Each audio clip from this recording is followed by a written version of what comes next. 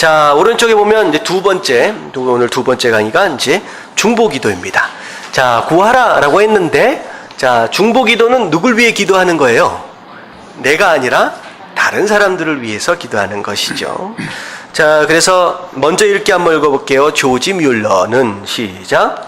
조지 뮬러는 5명의 친구들을 회심시키기 위해서 몸이 아플 때나 건강할 때나 집에서나 혹은 객지에서나 그 외에 어떠한 어려움에도 굴하지 않고 날마다 기도했다.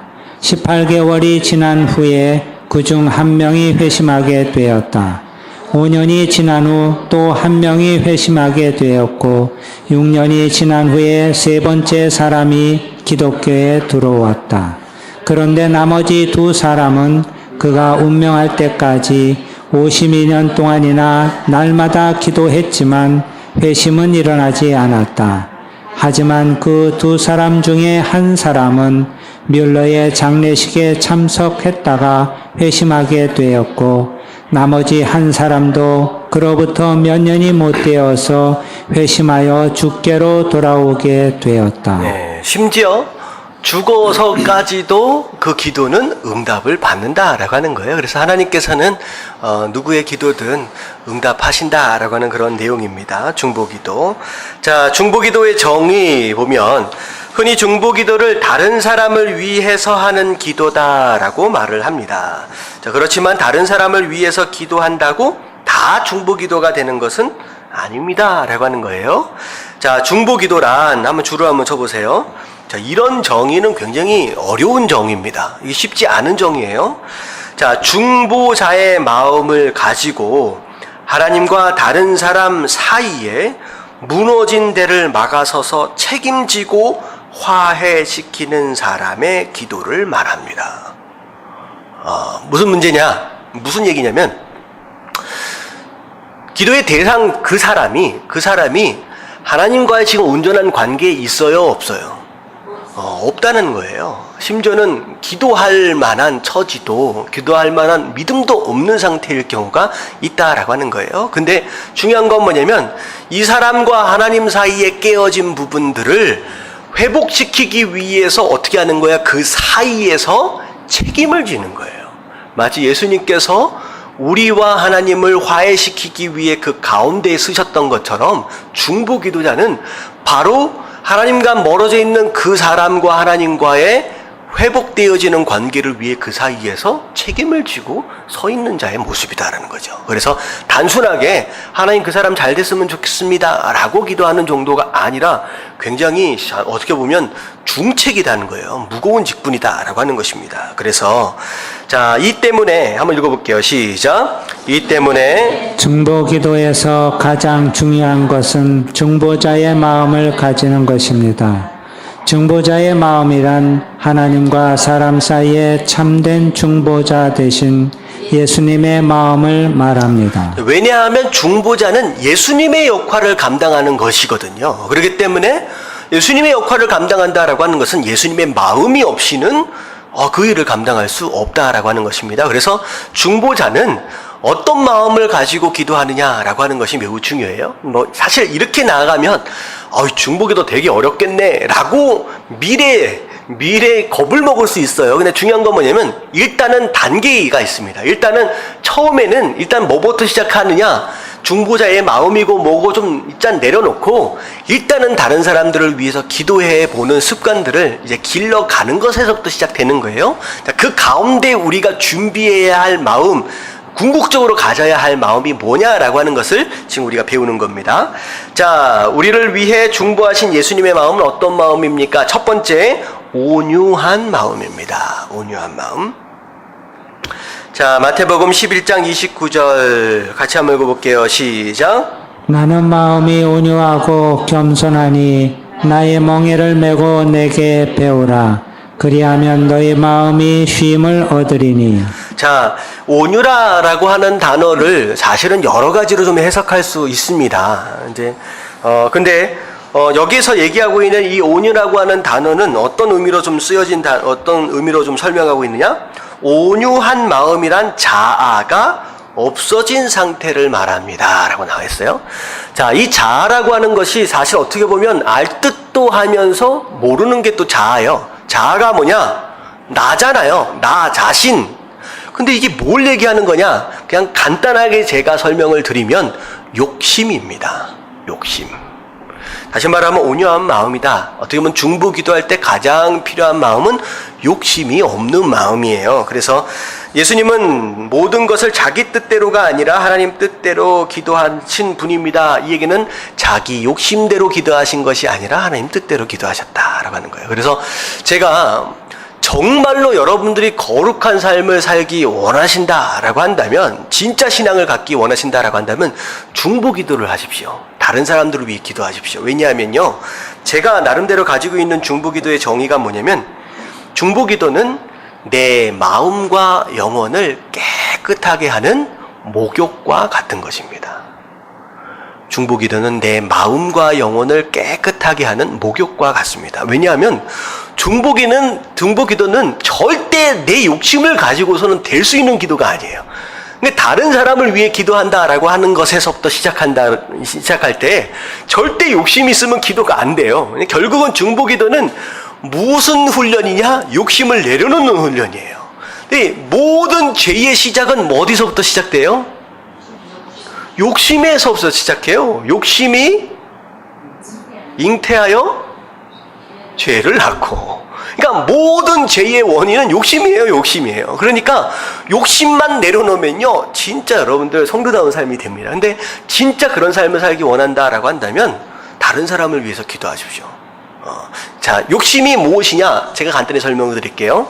내 것이 아닌 것을 바란다라고 하는 것과 내가 필요한 것 이상을 바라는 것이 욕심입니다. 자, 제가 이런 단어들을 제가 설명드리는 이유가 있어요. 욕심이 뭐냐? 정의를 내리기 어렵습니다. 근데 제가 지금 드리는 것은 제가 나름대로 정의를 만든 거예요. 자, 욕심은 두 가지예요. 내가 아닌 것을 원하는 거예요. 내 것이 아닌 거, 내 것이 아닌 거. 선악과 내 것이었어요? 아니에요. 내 것으로 주신 게 아니에요. 그것을 바라보는 거, 그게 욕심입니다. 자, 그리고 두 번째는 뭐냐? 내가 필요한 것 이상을 원하는 거. 자, 아담과 하와에게 선악과가 꼭 필요한 것이었습니까? 아닌 것이죠. 아니었죠. 선악과 이외에도 얼마나 많은 필요들이 채워지고 있었습니까? 그 이상의 것을 바라보는 것이 욕심이다라고 하는 것입니다. 그래서 여러분 삶 가운데 난 욕심이 없어 라고 생각할 수 있는데, 욕심에 대한 정의를 정확하게 내려놓으면, 내 삶 가운데 이것도 욕심이었구나. 내가 살아가는데 아무런 문제 없고 삼시세끼 잘 먹고 있는데 자꾸 무엇인가를 더 하고 있다라고 한다면 그건 욕심일 수 있다라고 하는 거예요. 그래서 결국은 이 욕심이 내려지려면 뭐하라? 다른 사람을 위해서 기도하라라고 하는 거예요. 자, 두 번째는 2번이 목자의 마음입니다. 목자의 마음. 자, 요한복음 10장 11절, 나는 선한 목자라. 선한 목자는 양들을 위하여 목숨을 버리거니와.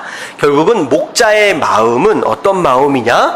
그 사람을 살리거나 그 사람을 돌보기 위해서 뭐 하는 사람이냐? 희생하는 사람입니다. 희생하는 사람이에요. 내가 손해를 보는 거예요. 그 사람의 유익을 위해서, 그 사람이 잘 되어지는 것을 위해서 내가 희생할 줄 아는 바로 그런 마음이죠. 그래서 예수님께서는 우리를 위하여 자기의 생명까지 내어주시며 기도하신 선한 목자이십니다. 자, 세 번째가 동화된 마음입니다. 동화된 마음. 자, 이사야서 53장 12절 말씀, 이건 이제 한번 읽어볼게요. 자, 그러므로 시작. 그러므로 내가 그에게 존귀한 자와 함께 목을 받게 하며 강한 자와 함께 탈취한 것을 나누게 하리니, 이는 그가 자기 영혼을 버려 사망에 이르게 하며 범죄자 중 하나로 헤아림을 받았음이니라. 그러나 그가 많은 사람의 죄를 담당하며 범죄자를 위하여 기도하였느니라. 예수님께서 우리를 구원하시기 위해서 범죄자들 가운데 하나가 되셨다라고 하는 거예요. 범죄자의 입장이 실제로 되어지셨다라고 하는 내용인데, 결국은 이 동화된 마음이라고 하는 것은 무슨 뜻이냐? 예수님의 성육신을 의미합니다. 예수님의 성육신. 다시 말하면 인간인 우리를 구원하시기 위해 그분 스스로 뭐가 되신 분이다? 인간이 되신 분이라는 거예요. 그래서 우리가 누군가를 위해서 기도한다라고 했을 때 그 사람의 아픔 또한 마치 내 아픔처럼 동화되어져야 돼요. 체휼한다라고 표현하거든요. 그걸 함께 공감하고 함께 느낄 수 있는 바로 그 마음이 되어질 때, 그래서 병 고치는 은사를 가지고 계신 분들의 많은 분들이 병을 고치시는 가운데 실제로 그 사람의 아픔을 실제로 느끼기도 합니다. 그래서 어떤 그런 거예요. 그냥 나라라고 하는 마치 주문을 거는 것처럼 해가지고 병마가 떠나가는 게 아니라 뭐 하는 거예요? 그 사람의 아픔을 함께 공감하는 거예요. 쉐어하는 거예요. 함께 나누는 것을 통하여 그것이 바로 진짜 사랑이고, 그 사랑이 그 병마를 물러가게 하는 힘이 되어진다라고 하는 것이죠. 그래서 기독교 안에서의 중보기도, 기도는요 마치 주문을 거는 것과 같은 어떤 그런 마력이 있다, 그런 식의 마력이 아니라 공감되어지고 서로 교감되어지는 가운데, 그 가운데 느껴지는 그 사랑이 그 악한 것들을 몰아내는 거예요. 그 사랑이 그 두려움들을 몰아내는 것이고, 그 문제들을 몰아내는 것입니다. 자, 이해가 가시죠? 우리가 사바사바 하면서 무슨 주문을 걸어가지고 뭐 하는 그런 거 아니에요. 사랑이라는 거죠. 그래서 3번은 동화된 마음은 결국은 성육신, 바로 예수 그리스도의 사랑을 의미합니다. 자, 중보기도의 필요성. 하나님은 왜 당신께서 직접 일하시지 않으시고 우리의 중보기도를 통하여 일하길 원하십니까? 그냥 하나님께서 알아서 해주시면 되는데 꼭 우리의 기도를 통하여 하나님은 일하신다라고 하는 것이죠. 왜 꼭 그렇게 하시느냐라고 하는 거예요. 자, 제가 이 부분은 그냥 간단하게만 넘어갈게요. 첫 번째가 무엇이냐? 자, 다 같이 시작. 우리가 하나님의 상속자이기 때문입니다. 자, 이건 간단히 얘기하면 우리의 중보 기도를 통하여서 하나님이 일을 하시는 것을 통하여서 결국은 무엇이느냐? 그 기도에 대한 어떤 하나님의 주실 상급이 있다라고 하는 거예요. 우리가 열심히 기도하는 그것을 통하여 장차 하나님을 만날 때 그때 하나님께서 우리에게 주실 선물들이 있다라고 하는 것입니다. 상속자에 대한 개념입니다. 그래서 물론 하나님께서 다 해주실 수도 있지만 알아서 다 하셨다라고 한다면 정작 우리가 올라가서 받을 게 있습니까? 없습니까? 아무것도 없잖아요. 하나님께서는 우리로 하여금 기도하도록 하셔가지고 우리에게 어떻게 해서든 뭘 주시고 싶은 거예요? 상급, 선물들을 꼭 주고 싶은 거예요. 하나님 만났을 때 기도해라. 그럼 내가 거기에 대한 상급 줄게, 선물들 줄게 라고 하는 그런 의미입니다. 그래서 로마서 8장 17절이 그런 내용이고요. 밑에를 보면 하나님은 온 세상의 문제들을 당신의 자녀된 우리를 통하여 다스리시기 원하십니다. 자, 중보기도는 세상을 변화시키는 하나님의 방법입니다 라고 나왔는데 이걸 변화시키는 이라고 얘기하기보다는 세상을 다스리는 하나님의 방법입니다. 하나님께서 사람에게 주신 사명이 있어요. 이 모든 만물들을 뭐하라? 정복하고 다스려라 라고 말씀하셨어요. 하나님께서 하나님의 형상 되신 인간에게 주신 선물이에요. 다스림의 권세입니다. 중보 기도가 바로 세상을 다스리는 방법입니다. 그 방법을 하나님 허락하신 거예요. 자, 2번 같이 한번 읽어볼게요. 시작. 우리는 왕 같은 제사장이기 때문입니다. 자, 그래서 베드로전서 2장 9절에 보면 그러나 너희는 택하신 족속이요 왕 같은 제사장이다. 다시 말하면 우리의 직분이란 뜻이에요. 우리가 해야 할 일, 우리에게 맡겨주신 사명이라는 뜻입니다.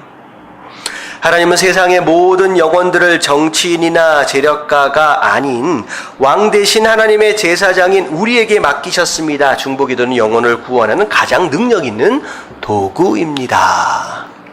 자, 세 번째 같이 한번 읽어볼게요. 시작. 우리는 그리스도 안에서 한 몸이기 때문입니다. 자, 우리가 다른 사람을 위해서 기도하는 이유 중에 하나가 뭐냐면 그 다른 사람이 나랑 어떤 몸이다? 한 몸이라는 거예요. 지체라는 거예요. 그래서 어떻게 보면 그 사람이 아파서 쓰러져서 다쳤다, 아파한다 라고 한다면 결국은 지체된 우리 모두가 함께 아파할 수밖에 없다라고 하는 거죠. 그래서 한 몸이다 라고 하는 거. 어떻게 보면 쉽게 표현하면 한 배를 탄 거예요. 한 배를 탄 거예요. 그래서 누군가의 연약함이 바로 우리 모두의 아픔이 되어지기 때문에 바로 우리가 마땅히 기도해야 한다라고 하는 것이죠. 자, 그래서 오른쪽 위에 한번 읽어볼게요. 성도들은 시작. 성도들은 주 안에서 한 몸입니다. 우리는 서로에게 영향을 주고 받을 수밖에 없는 존재입니다. 그러므로 중보 기도는 우리가 육신의 몸을 위해 밥을 먹는 것과 마찬가지로 당연히 해야 하는 일입니다. 네, 몸의 건강을 위해서 손과 입이 수고를 하는 거예요. 그리고 위도 수고를 하는 것이죠. 야, 너희들은 밥 먹는데 아무 일도 안 하면서 야, 우리 힘들다라고 해서 손하고 입하고 위가 파업했다. 나는 더 이상 일을 못한다. 파업했다라고 한다면 어떻게 돼요? 나중에 손과 입하고 위도 다 이제 피해를 보는 것이죠. 그래서 서로를 위해서 우리가 해야 하는 일들이다. 자, 3번 중보 기도의 초대 한번 읽어봅니다. 시작. 예수님은 지금도 우리를 위해 쉬지 않고 중보하고 계십니다. 그리고 우리도 세상의 많은 영혼과 문제들을 가슴에 안고 당신 앞에서 중보하는 사람이 되기를 원하고 계십니다. 예수님께서 중보자로 계시는 것처럼 우리 또한 중보자가 되길 원하신다. 그래서 이사야서 59장 16절에 보면 사람이 없음을 보시며 중재자가 없음을 이상히 여기셨으므로, 이 무슨 얘기냐? 모든 사람이 다 누굴 위해서만 기도한다는 거예요.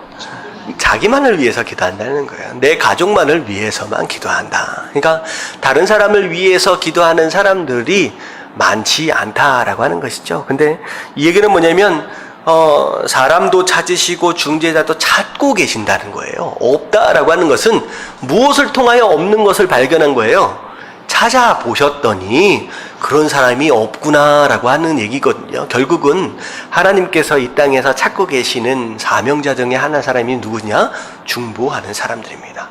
누가 다른 사람들을 위해서 기도할 수 있느냐라고 하는 것들을 찾고 계신다라고 하는 거예요. 그래서 우리가 성도가 되었다라고 하는 거, 그 가운데 우리가 감당해야 할 사명, 다른 사람들을 위해서 기도할 줄 아는 이런 모습들이 우리 삶 가운데서 있어야 되는 줄로 믿습니다.